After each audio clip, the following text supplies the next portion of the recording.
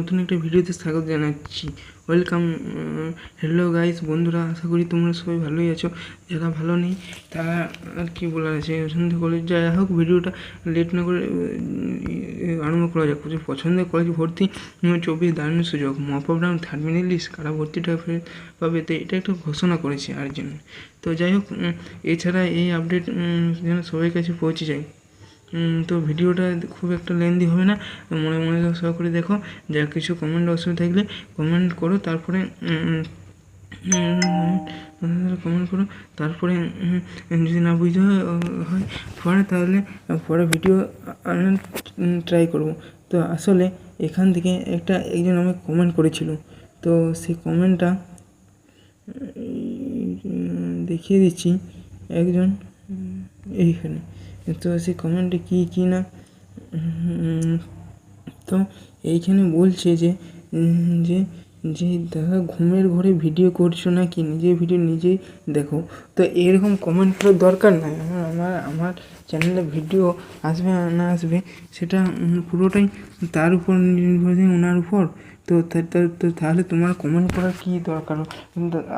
আপনাকে ভিডিও দেখতে হয় না, দরকার হয় ঘুমের ঘরে ভিডিও করুক বা ঘুমের ঘরে নাই করুক, তাতে কী বা হবে, তাই তো।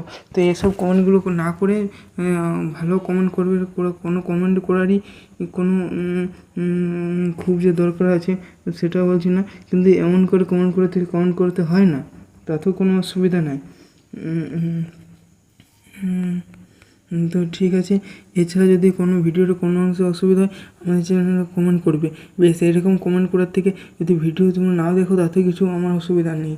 তো ঠিক আছে, এবারে আসি যে ফোন স্ক্রিন চলে এসেছি।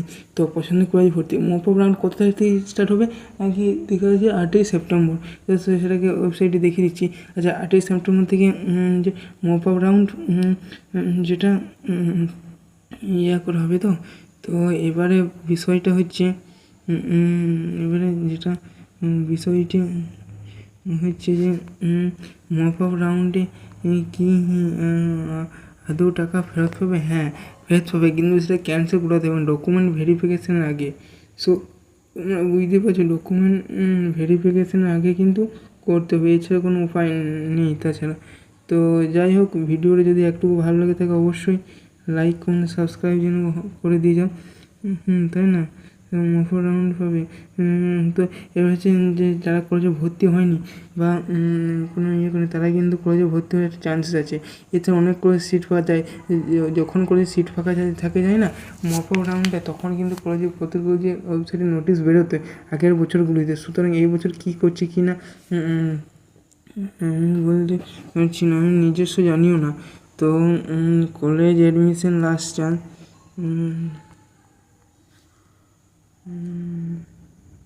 College admission UG college admission যে লাস্ট চান্স, সেটা কিন্তু এই মপ আপ রাউন্ড 8ই সেপ্টেম্বর থেকে শুরু হবে। তো যারা কলেজে ভর্তি হয়নি এবং ভর্তি হতে ইচ্ছুক তারা অবশ্যই যেন কলেজে ভর্তি হয়ে যায়, কারণ 11 পেরিয়ে গেলে এই বছর আর কলেজে আর ভর্তি হওয়ার কোনো সম্ভাবনা থাকবে না। তো সেই জন্য বিশেষ স্পেসিফিক্যালি বলাটা। তো এছাড়া যারা একটি কলেজে ভর্তি হয়েছে, কোনো একটি কলেজে ভর্তি হয়েছে পেমেন্ট পে দিয়ে, আবার অন্য কলেজে ভর্তি হয়ে যায়, এটাকে সম্ভব দুটো কলেজে ভর্তি হওয়ার থেকে বরঞ্চ দুটো কলেজে একই সঙ্গে রেজিস্ট্রেশন হতে পারে। আর যদিও বা হতে পারে, দুটো কলেজ কিন্তু কন্টিনিউ করা সম্ভব না। কেউ তো বিটেকে ভর্তি হয়েছে, আবার সে কিন্তু বিটেকে ভর্তি হচ্ছে, আবার সে বিএসসি করছে, ফিজিক্সে অনার্স করছে এবং সে বিটেকে ভর্তি হচ্ছে না সায়েন্স স্ট্রিম থেকে এসে।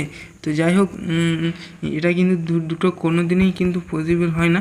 তো যাই হোক, একটা কলেজে ভর্তি হতে হবে, সেই নিয়ে কোনো কনফিউশন নেই।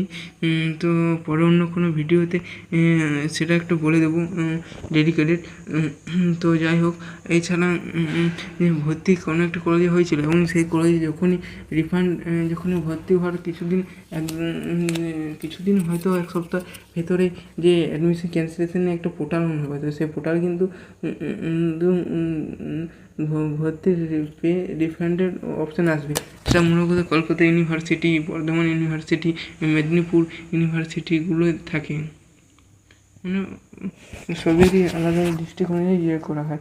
তো যাই হোক, অনেক কলেজে ভর্তি সেটা অফলাইনে গিয়ে ভর্তির ডকুমেন্ট ভেরিফাই না করে পর্যন্ত সেটা অফলাইনে ওখানে গিয়ে পে করছি, যে স্যার পে করেছি, আমি এই কলেজে ভর্তি হতে চাই না, আমি অন্য একটা কলেজে অন্য কলেজে ভর্তি হতে চাইছি, ইচ্ছুক। তো আমাকে ওই রিফান্ড টাকাটা ফেরত পাওয়ার জন্য কী কী প্রসেস অবলম্বন করতে হবে।